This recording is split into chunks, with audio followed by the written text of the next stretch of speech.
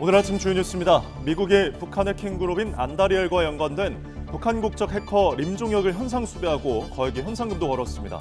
림종혁은 미국 병원과 공군 기지에 랜섬웨어 공격을 가한 것으로 지목됐습니다.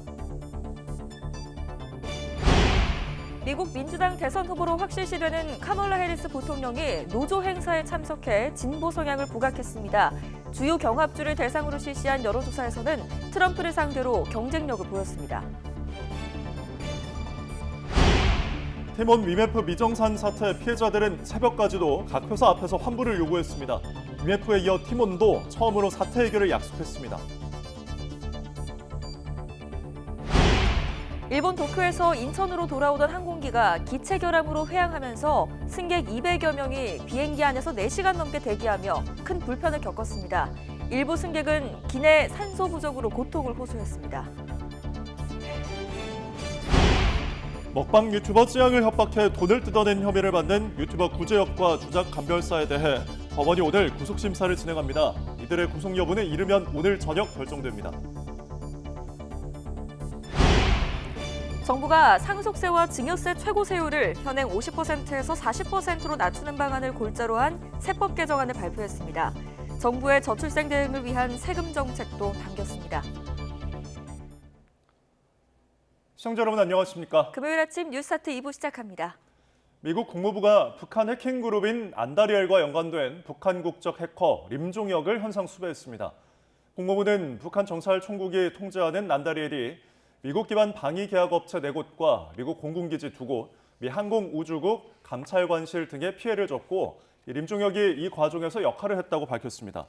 특히 림종혁은 미국 병원과 의료 서비스 업체 랜섬웨어 공격을 가해 전자의료 기록 등에 사용되는 병원 컴퓨터를 암호화시키고 의료 서비스를 중단시킨 것으로 지목됐습니다. 미국 민주당 대선 후보로 확실시되고 있는 카멀라 해리스 부통령이 노조 행사에 참석해 총기 사용 금지와 낙태권 보장 등을 공약하며 자신의 진보 색채를 부각했습니다. 해리스 부통령은 텍사스주 휴스턴에서 열린 미국 교사연맹 전국회의 연설에서 공격용 총기를 금지하고 여성들이 자기 신체에 대한 결정권을 행사하게 할 것이라고 말했습니다. 또 교사 노조가 바이든 대통령 사퇴 이후 자신을 가장 먼저 지지했다며 노조 결성과 단체 교섭을 보장하고 노조 탄압을 끝내겠다고 약속했습니다. 도널드 트럼프 전 대통령이 대선 승부를 가를 주요 경합주에서 카멀라 해리스 부통령에게 근소한 우위를 보이는 것으로 나타났습니다. 미국 정치 전문 매체 더 힐이 실시한 5개 경합주의 최신 여론조사 결과를 보면 애리조나에서 트럼프가 49대 44로 오차범위 밖에서 앞섰지만 조지아와 미시간, 펜실베니아에서는 1에서 2%포인트 차이로 오차범위 내에서 박빙의 격차를 보였습니다. 위스콘신주에서는 트럼프와 해리스가 47대 47로 동률을 기록했습니다. 티몬 위메프 정산 지원 사태 속 피해자들이 오늘 새벽까지도 각 회사를 찾아가 환불을 요구한 가운데 티몬 측이 피해자들 앞에 나서서 처음으로 사태 해결을 약속했습니다. 티몬에서 여행 상품 등을 구매한 피해자 수백 명은 오늘 새벽까지도 서울 신사동에 있는 티몬 사옥에 남아 현장 환불을 요구했습니다.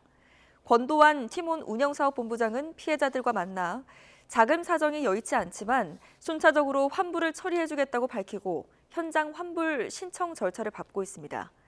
권 본부장은 다만 티몬 대표와 연락이 잘 닿지 않고 있는 건 사실이라며 결제 대행사들과의 관계도 좋지 못한 상황이라고 토로했습니다. 정부가 내년부터 상속세 자녀 공제 금액을 1인당 현행 5천만 원 내서 5억 원으로 대폭 확대하기로 했습니다. 또 상속세, 증여세 최고세율은 50%에서 40%로 낮추기로 했습니다. 정부는 2024년 세법 개정안을 발표하면서 물가와 자산 상승 등을 반영하고 과도한 세부담을 완화하기 위해 상속세 자녀 공제 금액을 5억 원으로 대폭 올리겠다고 밝혔습니다. 상속세 자녀 공제 확대는 지난 2016년 3천만 원에서 5천만 원으로 올린 이후 8년 만입니다. 어제 오후 2시 반쯤 도쿄 나리타 공항을 출발해 인천으로 오던 에어서울 항공기가 기체 결함으로 2시간여 만에 오사카 공항으로 회항했습니다. 이 사고로 승객 200여 명은 회항한 비행기 안에서 4시간 넘게 대기하며 식사 제공도 받지 못하는 등 불편을 겪었습니다. 탑승객들은 밤 9시가 넘어 비행기에서 내려 오사카 공항에서 재입국 소속을 받고 공항에서 출발 시각이 확정되기를 기다리고 있습니다.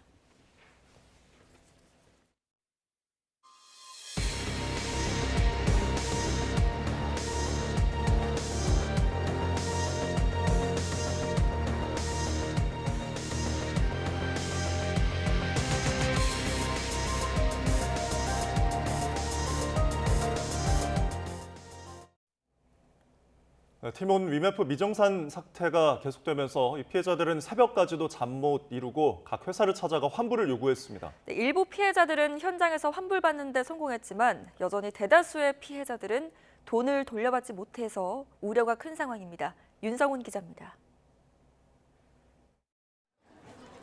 자정을 훌쩍 넘긴 새벽, 티몬 사옥 지하 사무실 앞에 피해자 수백 명이 몰려들었습니다. 여행 상품, 상품권 등을 티몬에서 구매했다가 돈만 떼일 위기에 놓였기 때문입니다. 한 피해자는 가족과 가려고 여행 상품을 구매했다가 수백만 원 상당의 피해를 입었다며 분통을 터뜨렸습니다. 여기 와 있는 지가 한 지금 19시간 막 이렇게 됐거든요. 그러니까 그 시간에 동안 사실 마음 졸이고 이게 작은 금액이 아니잖아요. 대표가 직접 나서 환불을 약속한 UF와 달리 티몬은 어떤 말도 없던 터라 분노는 더욱 커졌습니다. 아무래도 위메프 같은 경우에는 직접 대표가 나와가지고 새벽부터 직접 접수를 받고 뒤늦게 나타난 티몬 관계자가 순차적인 환불을 공언했지만 지금 자원사정이 그렇게 여의치가 않아서 모든 거를 일거에 해결해드리긴 좀 힘들 것 같아요. 힘들 것 같긴 한데 순차적으로 좀 처리를 해드리려고 지금 계획을 잡고 있고요. 사람들을 안심시키기에는 역부족이었습니다. 대표와 연락이 잘 닿지 않는다는 직원의 실토에 사람들은 현장 환불을 강하게 요구했습니다.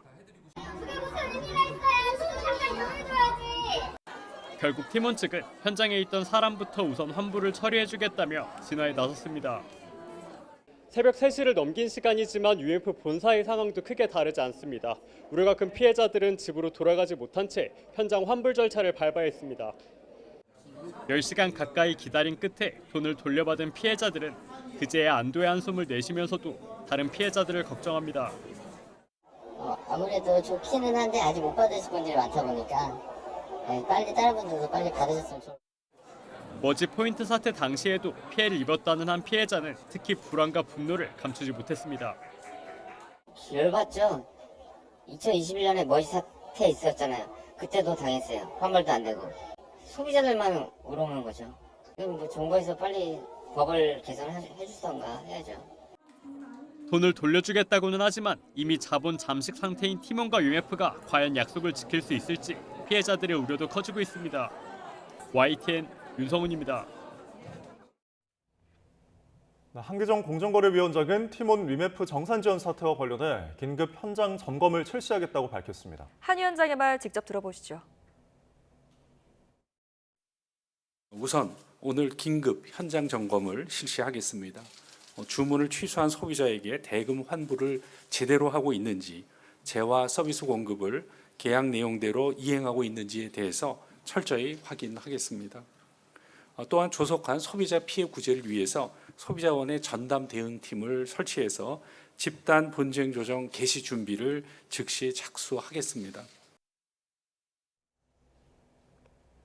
정부가 내년부터 상속세 자녀공제 금액을 1인당 현행 5천만 원에서 5억 원으로 대폭 높이기로 했습니다. 또 상속 증여세 최고세율은 50%에서 40%로 낮아집니다. 관심을 모았던 종합부동산세 개편은 올해 세법 개정안에서 빠졌습니다. 보도에 오인석 기자입니다. 올해 서울 아파트값이 오르며 한 채만 소유해도 상속세를 부담해야 한다는 목소리가 커지고 있습니다. 정부는 물가와 자산 상승 등을 반영하고 과도한 세 부담을 완화하기 위해 상속세 자녀 공제 금액을 현재 5천만 원에서 5억 원으로 대폭 올리겠다고 발표했습니다. 상속세 자녀 공제 확대는 지난 2016년 3천만 원에서 5천만 원으로 올린 이후 8년 만입니다. 상속세 자녀 공제 금액을 5천만 원에서 5억 원으로 대폭 확대하여 중산층, 특히 다자녀 가구의 상속세 부담을 덜어드리겠습니다. 자녀 공제가 대폭 확대되면서 상속 재산이 25억 원인 경우 배우자가 있고 자녀가 2명이면 상속세액은 현재보다 2억 7천만 원, 자녀가 3명이면 4억 원이 각각 줄어들게 됩니다. 일괄공제 5억 원은 이번에도 안 올려 28년째 유지됐습니다. 상속증여세 최고세율도 25년 만에 50%에서 40%로 하향 조정됩니다. 과세표준이 30억을 넘을 때 부과되는 50% 최고세율은 10억 원 초과 40%로 낮아지고 10% 세율이 적용되는 하위 과표 구간은 2억 원으로 높아집니다.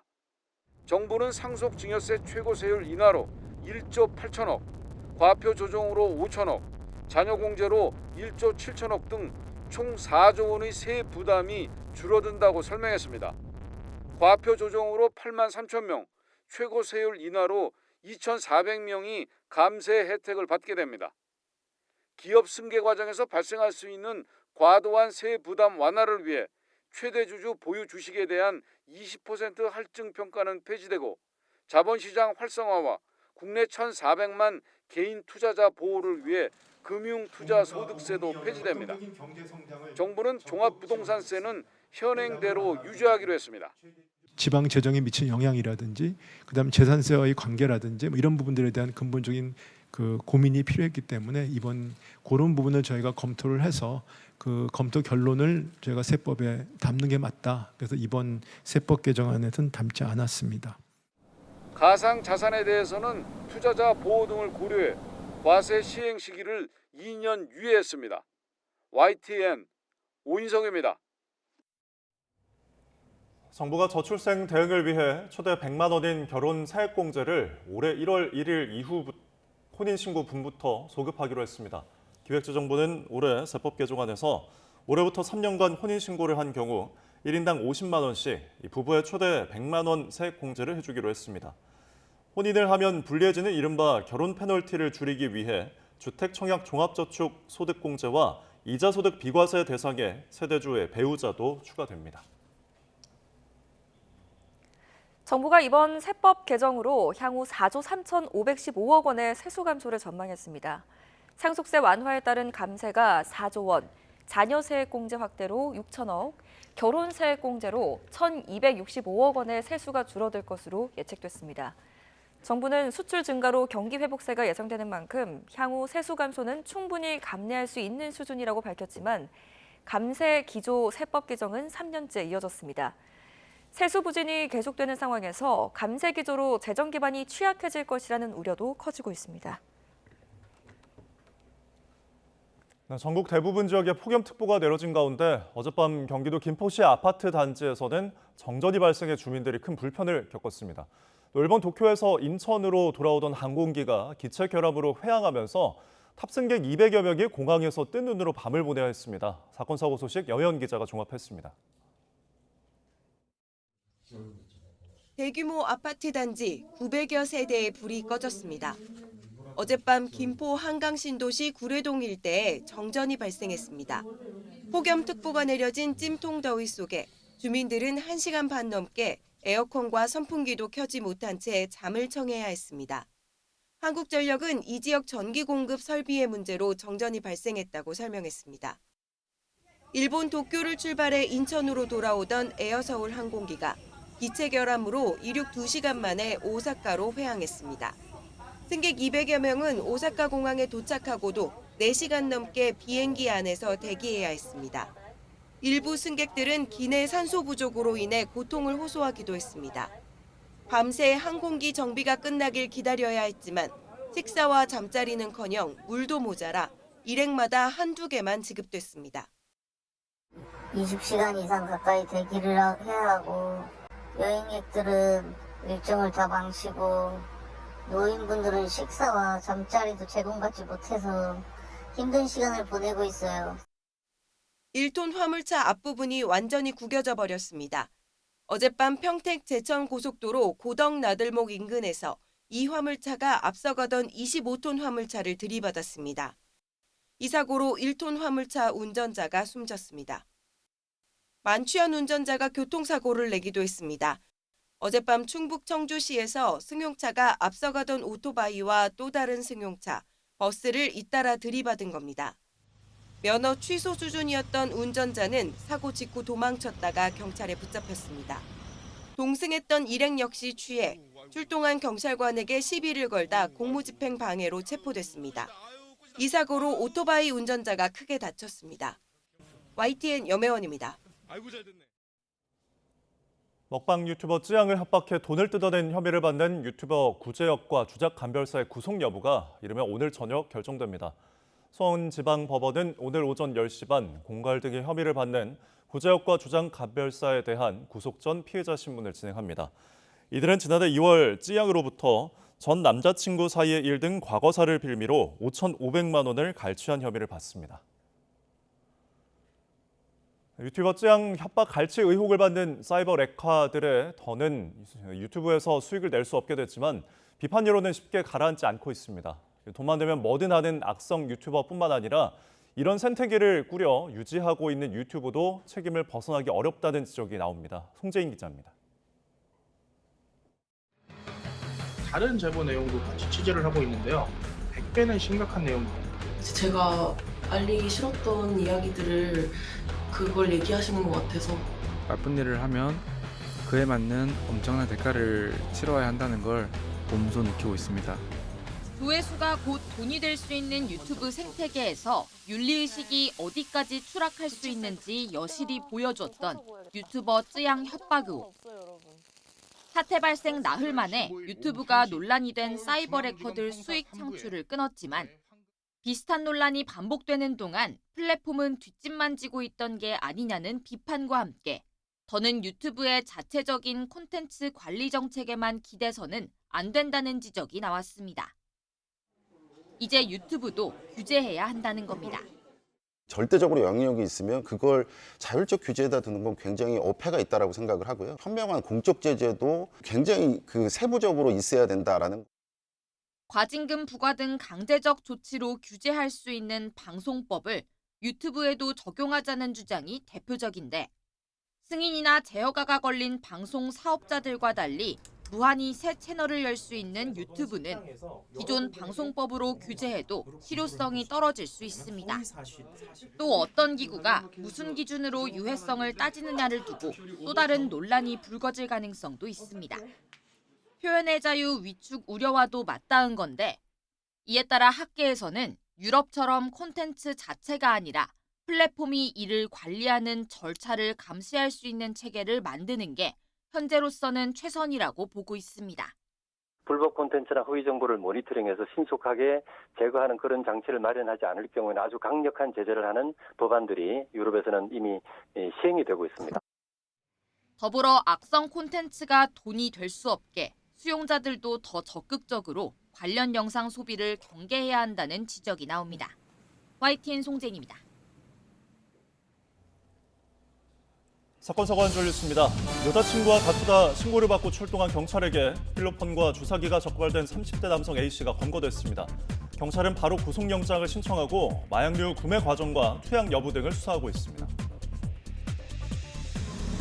이른바 대장동 50억 클럽 의혹을 수사하는 검찰이 대장동 개발업자 김만배 씨와 금전 거래를 한 머니투데이 홍선근 회장을 최근 피의자 신분으로 불러 조사했습니다. 경기 화성시 아리셀 공장 화재 사고를 수사하는 노동당국이 어제 박순관 아리셀 대표를 처음으로 소환해 피의자 신분으로 조사했습니다. 건국대 마스코트인 거위 건구스의 머리를 100대 넘게 때린 혐의를 받는 60대 남성이 동물보호법 위반 혐의로 재판에 넘겨졌습니다. 고양이 수십 마리를 흉기 등을 이용해 잔혹한 방식으로 숨지게 한 혐의로 1심에서 실형을 선고받은 20대가 항소심에서도 징역 1년 4개월을 선고받았습니다. 찜질방에서 잠든 여성의 신체를 만진 혐의를 받는 50대 남성이 도망을 쳤다가 9일 만에 서울에 있는 주거지에서 검거돼 끝내 구속됐습니다. 드라마의 주연을 맡았다가 학교폭력 의혹이 불거져 하차한 배우 지수의 소속사가 드라마 제작사에 14억 2천여만 원의 손해를 물어줘야 한다는 법원의 판단이 나왔습니다.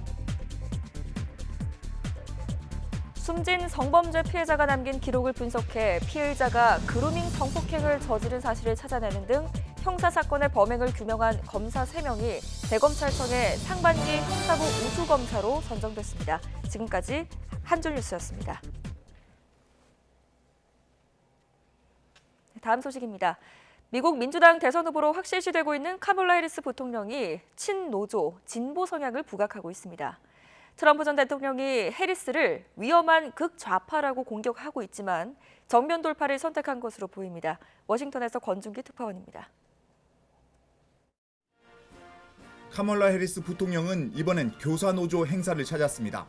이 자리에서 노조 활동을 보장하고 낙태권과 성소수자 권리를 보호하겠다고 강조했습니다. So we want to ban assault weapons and they want to ban books. Can you imagine? 이번 대선을 자유를 지키기 위한 싸움으로 규정하면서 어두운 과거로 퇴행하려는 트럼프를 반드시 이기겠다고 다짐했습니다. We are in a fight for our most fundamental freedoms. And to this room of leaders, I say, bring it on.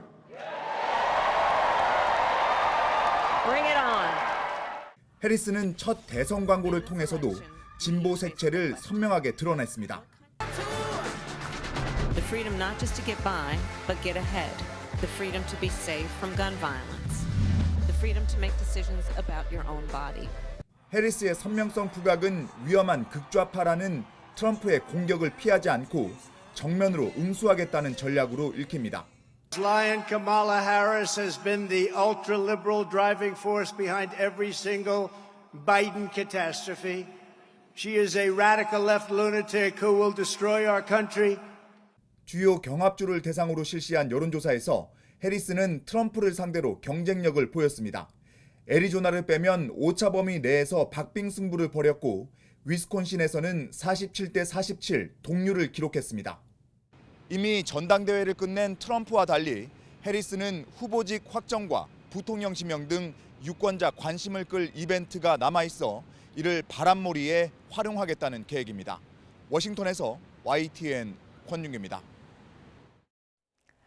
네, 북한이 유일하게 참여하는 영내 다자 안보 협의체 ARF를 비롯한 아세안 관련 외교장관 회의가 오늘부터 이틀 동안 라오스에서 개최됩니다. 조태열 외교부 장관은 북러 군사협력을 막기 위한 국제사회의 단합된 대응을 촉구할 예정인데 북러는 이를 저지하기 위한 외교전을 펼칠 것으로 보입니다. 조수연 기자가 취재했습니다. 라오스에서 우리나라와 미중 일러 등 32개국이 참석한 가운데 열리는 아세안 관련 외교장관 회의. 오늘 한 아세안을 시작으로 내일 아세안 플러스 한중일 동아시아 정상회의에 이어 북한이 유일하게 참여하는 아세안 지역 안보 포럼 ARF가 진행됩니다.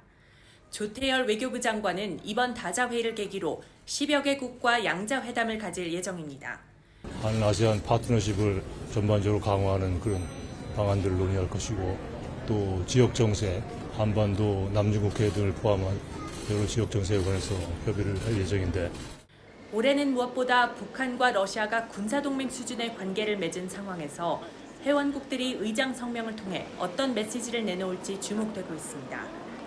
전례대로 북한의 지속적인 도발에 대한 우려를 표명하고 안보리 결의 이행과 대화를 촉구할 것으로 예상됩니다. 다만 북러 군사협력에 대해 어느 정도 수위의 내용을 조율할 수 있을지가 관건입니다. 우리 정부는 최근의 한반도 정세를 정확하게 반영하는 데 주력하고 북한의 핵미사일 개발과 북러 군사협력을 차단하기 위한 국제사회의 단호하고 단합된 대응을 촉구할 방침입니다. 북한의 비핵화에 대한 분명한 입장을 밝히면서 북한의 불법적인 도발 행위 그리고 러북 간의 밀착, 불법적인 그런 군사협력 이런 걸 중단을 촉구할 예정입니다. 이에 맞서 북한과 러시아도 북러 조약과 북핵, 우크라이나 전쟁 등에 대한 정당성을 주장하며 치열한 외교전에 나설 것으로 보입니다. 러시아 측에서는 세르게이 라브로프 외무장관이 참석하고 북측 수석 대표로는 리영철 주 라오스 대사가 참가할 가능성에 무게가 실리고 있습니다. 그러나 북한이 정치적 효과를 극대화하기 위해 최선희 외무상의 참석을 막판에 공개할 가능성도 배제할 수 없는 만큼 국제사회는 북한의 동향을 주시하고 있습니다. 라오스 비엔티안에서 YTN 조수연입니다. 전국적으로 더위가 심해지면서 폭염특보가 확대 강화하고 있습니다. 더위 속 내륙에는 강한 소나기가, 남해안과 제주도에는 호우가 쏟아지겠는데요. 자세한 날씨 상황 알아보겠습니다. 원희다 캐스터. 네, 기상센터입니다. 서울에도 폭염 경보가 내려졌죠?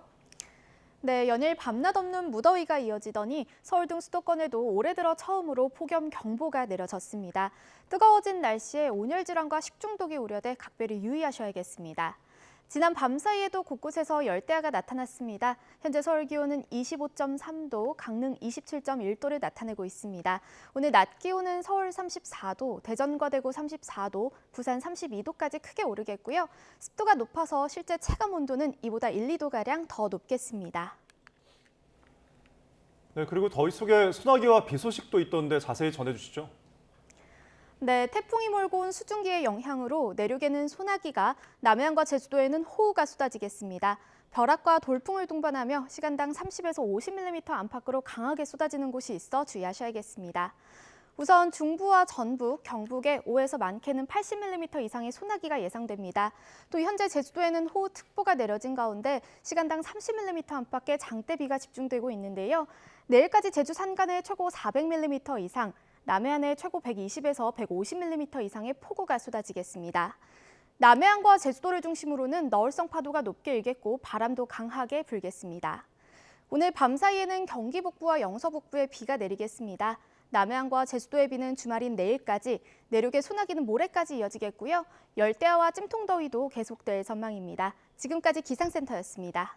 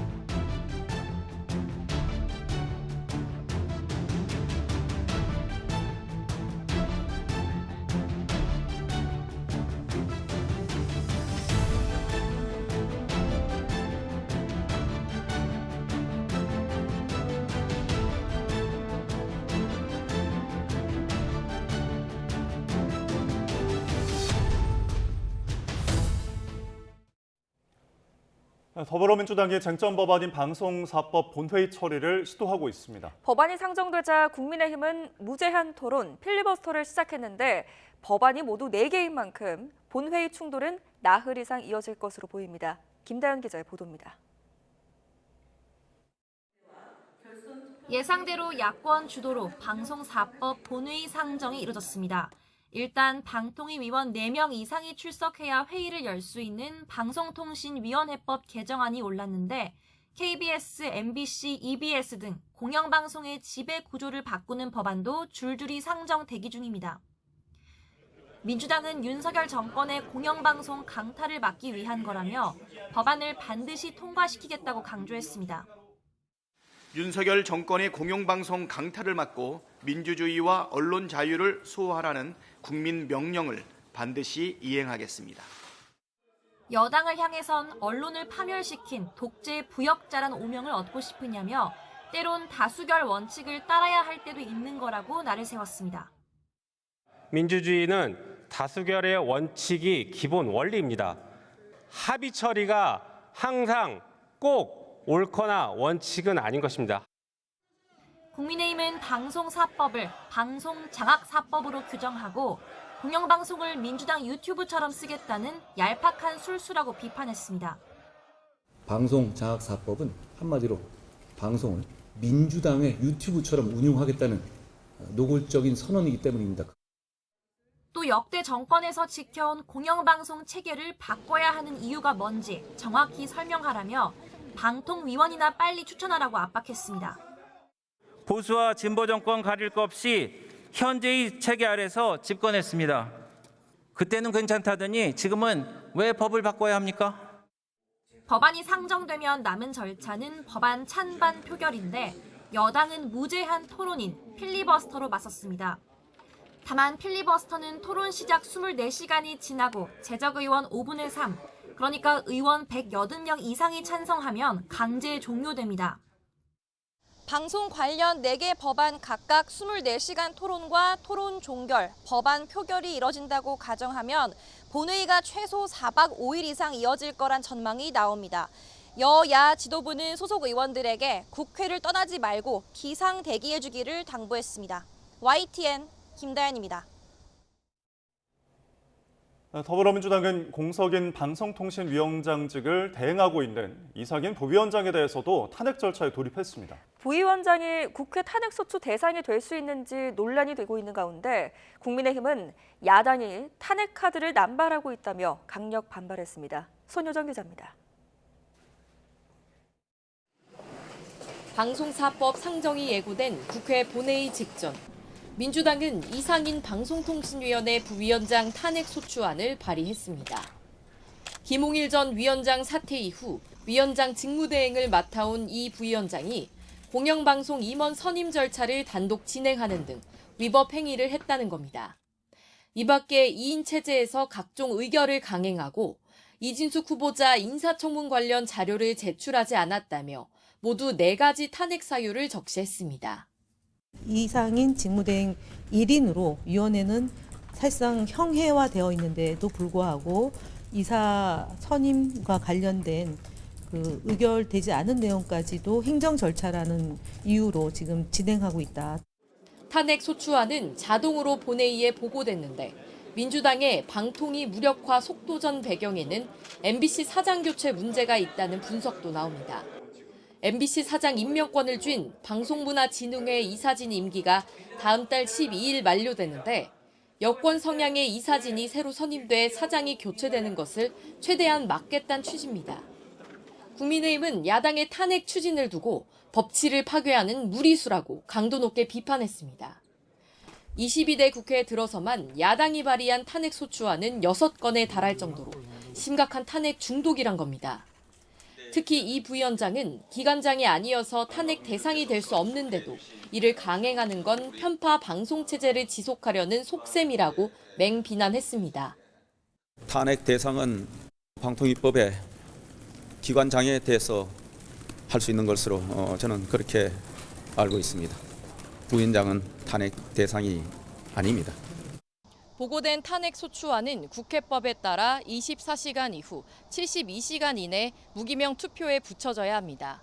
이에 따라 민주당은 이르면 오늘 탄핵안 표결을 시도하겠다는 방침입니다. YTN 손효정입니다. 이진숙 방송통신위원장 후보자는 이상인 부위원장에 대한 야권의 탄핵 추진에 우려의 뜻을 나타냈습니다. 탄핵이 현실화한다면 1인 체제가 되는 방통위가 국가에 무슨 도움이 되겠느냐고 말했는데요. 이 후보자의 인사청문회 발언 함께 들어보시죠. 제 개인적으로는 그 직책 자체가 소추 대상이 아닌 걸로 알고 있는데 저도 그 이야기가 돌고 있다는 것은 알고 있었지만 직접 탄핵을 하겠다는 얘기를 듣고서는 충격을 금할 수가 없었습니다. 이상인 부위원장까지 탄핵이 된다면 제가 임명이 되더라도 1인 방송통신위원회가 될 수밖에 없습니다. 그게 대한민국을 위해서 어떤 실익이 있을까 그런 생각을 할 수밖에 없습니다. 이진숙 방송통신위원장 후보자의 인사청문회가 기존 이틀에서 사흘로 늘어났습니다. 국회 과학기술정보방송통신위원회는 전체 회의에서 여당 의원들이 퇴장한 가운데 야당 단독으로 24일과 25일에 이어 26일인 오늘도 청문회를 실시하는 내용의 인사청문회 실시 계획서 변경의 건을 의결했습니다. 앞서 민주당 측은 이 후보자의 대전 MBC 사장 재직 시절 법인카드 사용 내역 등 자료가 충분히 제출되지 않았다며 청문회를 하루 더 실시할 것을 주장했습니다. 이에 민주당 소속 최민희 과방위원장이 인사청문회 실시 계획서 변경의 건을 상정하자 국민의힘은 청문회 기간은 여야 합의에 따라 원내대표에게 보고된 것이라고 반발하며 퇴장했습니다. 장마로 잎채소와 과일값이 들썩이자 정부가 대책 마련에 나섭니다. 기획재정부는 오늘 물가 관계자 차관 회의를 열고 물가 안정 방안을 논의합니다. 농림축산식품부는 여름철 주요 과일 가운데 하나인 포도 생육과 출하 현장을 점검합니다. 이를 통해 수급 상황을 살피고 혹시 모를 재대비책을 모색합니다. 현대차가 어제 사상 최대 실적을 내놓은 데 이어 오늘은 기아가 2분기 실적을 발표합니다. 영업이익 3조 6천억 원, 매출 27조 원으로 전망되는데 예상대로라면 역대 최고 성적표입니다. 체형 교정이나 유연성을 기르는 데 도움이 되는 필라테스 관련 소비자 피해가 늘고 있어 주의가 필요합니다. 한국소비자원에 접수된 필라테스 관련 피해 구제 신청 건수는 2,400여 건으로 지난 2021년부터 지난해까지 매년 증가한 것으로 나타났습니다.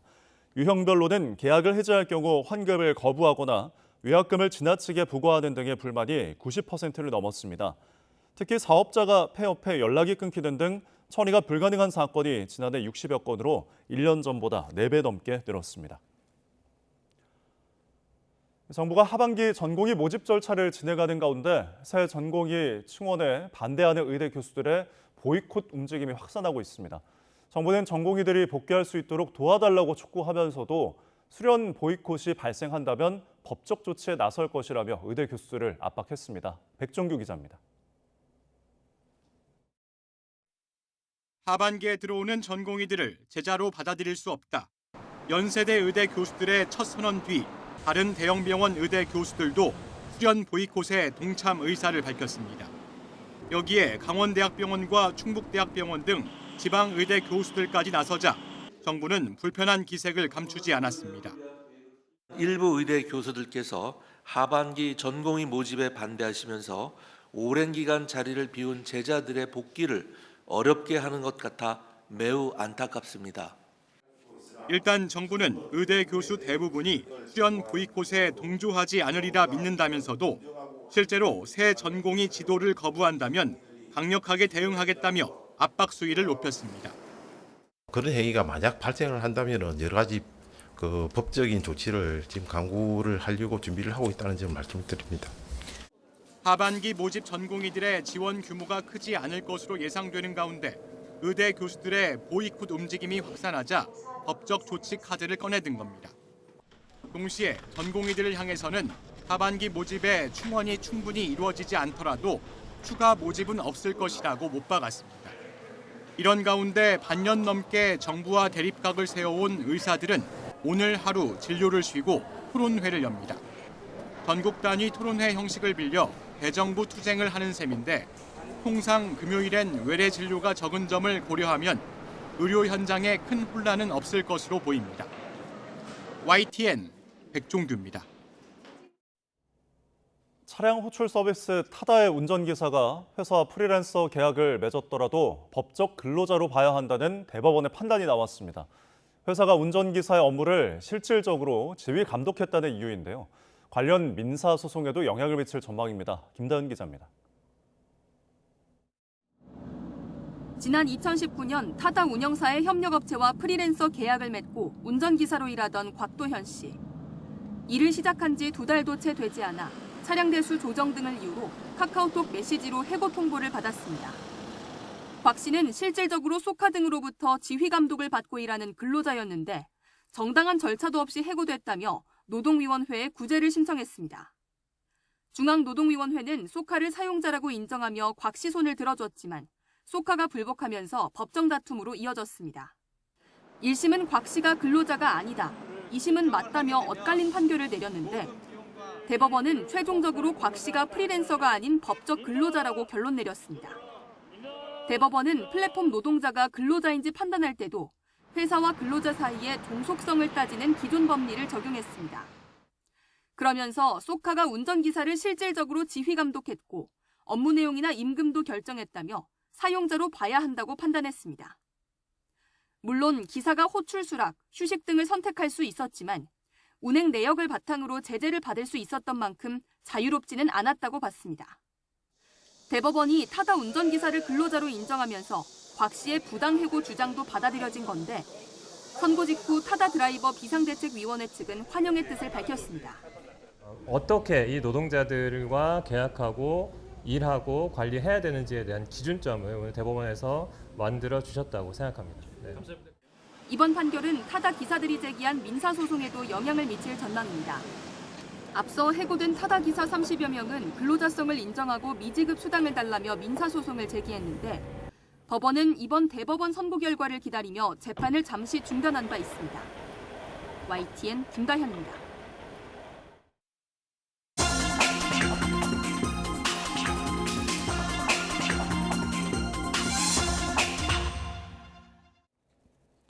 오늘의 글로벌 픽입니다. 제3호 태풍 개미가 타이완을 거쳐 중국 본토에 상륙했습니다. 태풍의 간접 영향으로 북부 내륙 지방에도 폭풍이 몰아칠 만큼 강력했습니다. 베이징 강정규 특파원이 전해드립니다. 5층 옥상 구조물이 강풍에 뜯겨나가더니 난간벽이 무너져 길가의 차량 위로 떨어집니다. 뒷좌석에 타고 있던 엄마가 숨졌고 아들은 중태에 빠졌습니다.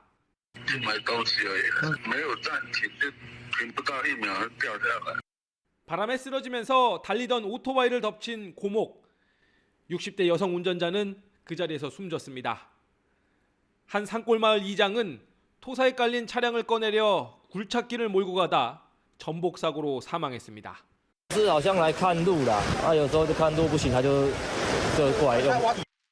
제3호 태풍 개미가 타이완 동북부를 핥히고 가면서 인명피해가 속출했습니다. 태풍을 뚫고 날아간 에어부산 여객기는 착륙 시도 4번 만에 가까스로 남부 가오슝에 도착했습니다.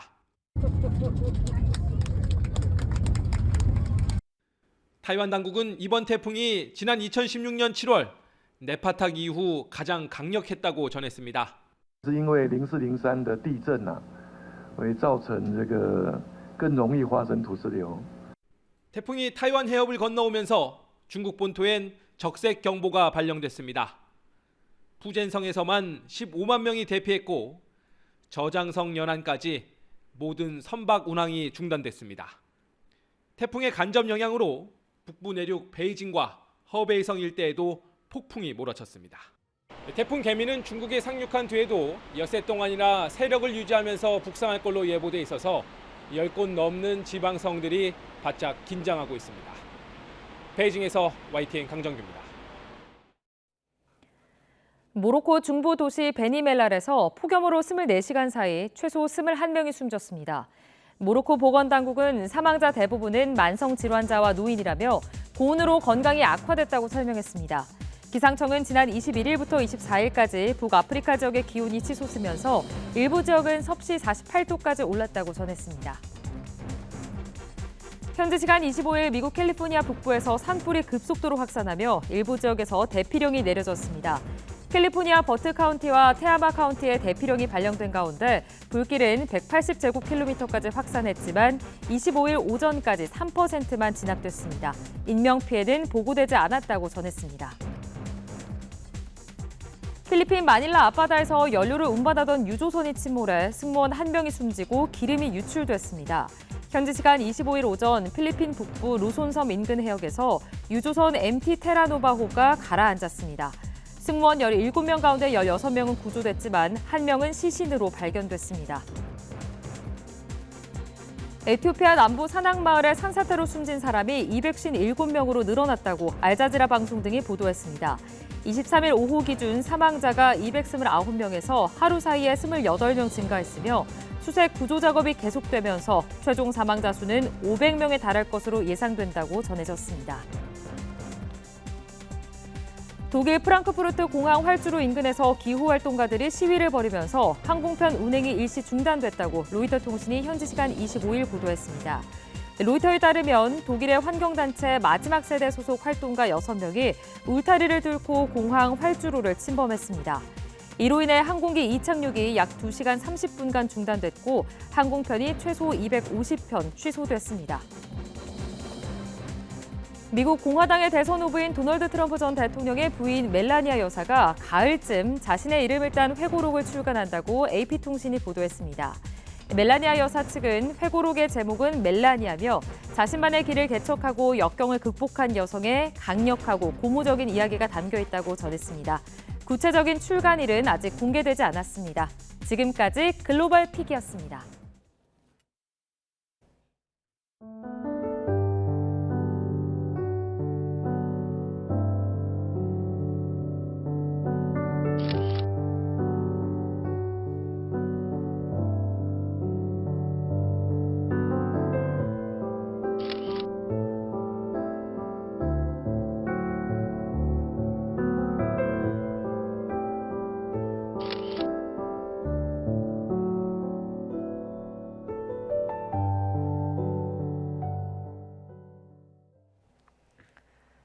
국내 고춧값이 오르자 중국산 다진 양념을 들여와 고추씨를 섞어 국산 고춧가루로 속여 판 업자들이 무더기로 적발됐습니다. 일부 중국산 고추에서는 국내에서는 고추에 쓸 수 없는 농약이 기준치 2배나 검출됐습니다. 홍선기 기자입니다.